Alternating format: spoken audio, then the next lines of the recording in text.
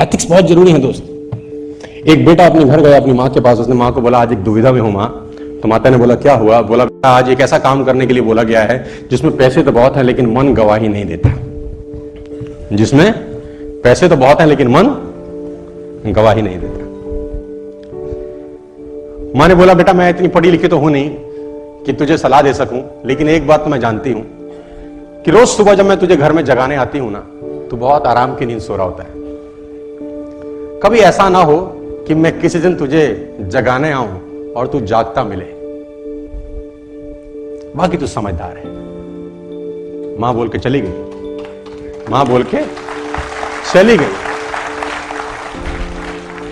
और बेटा बोला mama I got my answer. I got my answer. Never in your life कभी unethical मत होना दोस्त, कभी अनएथिकल मत होना, है ना। तो कभी भी अनएथिकल एक्टिविटी में इन्वॉल्व मत होना। आपने नाम सुना है राजा जनक? बहुत इंपॉर्टेंट चीज समझाता हूं आपको। चलो, सुना है आपने नाम? राजा जनक सीता जी के पिता थे।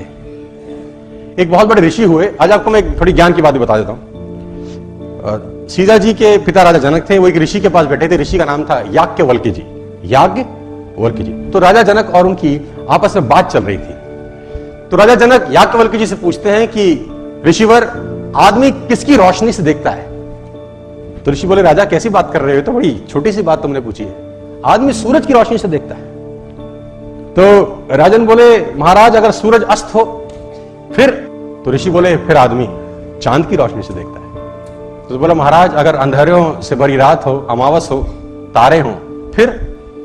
उसने ऋषि ने कहा कि फिर आदमी आवाज की दृष्टि से देखता है। बोला आवाज की दृष्टि? बोला हाँ, तुम किसी वन में भटक जाओ, घनघोर अंधेरा हो, सूरज ना हो और कहीं दूर से तुम्हें कोई आवाज देके पुकारे, तो तुम वहां जाओगे कि नहीं जाओगे?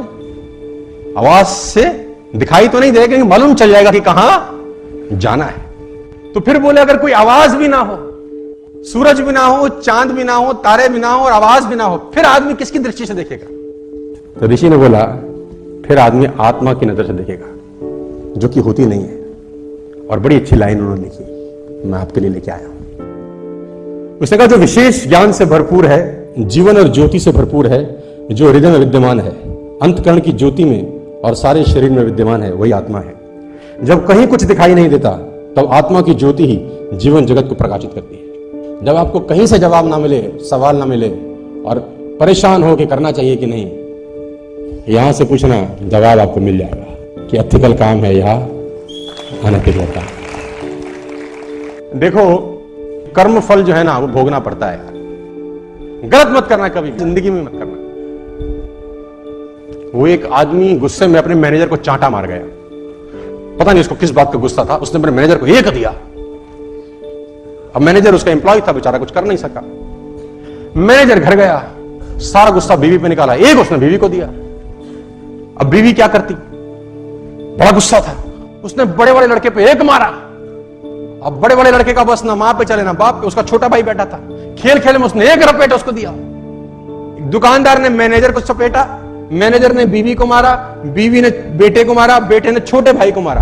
अब छोटा भाई के घर में और कुछ था नहीं जिसको पीट सके, तो गुस्से में बाहर गया। बाहर कुत्ता था, उसे लात मारी। अब कुत्ते को जब लात मारी, कुत्ता भागा और उसने एक आदमी के पैर में काटा, और वो आदमी वही था जिसने मैनेजर को मारा था। तो मैं आपको बता दूं, एक चांटा भी किसी को गलत मारा तो कर्म फल तो भोगना ही पड़ता है सर। आप सोचो कि कुछ नहीं है तो खाता चल रहा है, उसका खाता बड़ा शानदार है, उसके खाते में 0.00001% एरर नहीं होता है ना। वो कहते हैं ना कि आंख ने फल देखा तो मन में लालसा हुई। अब आंख तो फल तोड़ने जा नहीं सकती, फल देखा आंख ने, गए पैर। अब पैर ने देखा तो पैर तोड़ नहीं सकते, फल तोड़ा हाथ ने। जिसने देखा वो गया नहीं, जो गया उसने तोड़ा नहीं, जिसने तोड़ा उसने खाया नहीं, जिसने खाया उसने रखा नहीं, चला गया पेट में। और थोड़ी देर में जब माली ने देखा तो डंडे लगे पीठ को। पीठ ने बोला हाय मेरा क्या कसूर था, लेकिन जब डंडे लगे पीठ को तो आंसू निकले आंख से, देखा उसी ने था। तो कर्म फल भोगना है यार। और मैं आपको एक प्रसंग सुना देता हूं, यहां पर शायद आपके काम आ जाए। मैं दो ग्रंथों से बड़ा प्रभावित हूं, रामायण और महाभारत, और मैं अक्सर इनकी बातें भी करता रहता हूं। वो पुराना इतिहास जो है उसमें जितना कुछ सीखने को है वो दुनिया में कहीं सीखने को नहीं है। बहुत कुछ सीखने को है राम जी के जीवन में, कृष्ण जी के जीवन में बहुत कुछ सीखने को है। और रामायण एक ऐसा ग्रंथ है जिसमें एक एक चीज सीखने को है। मैं कभी कभी कुछ लेडीज से बात करता हूं, हम तो बहुत दुखी हैं जी, पति बेकार मिला है, बच्चे नालायक हैं। मतलब मेरी बात को अदरवाइज मत लेना, 70 to 80% पुरुष भी मिलते हैं रोते, महिलाएं भी रोती मिलती हैं।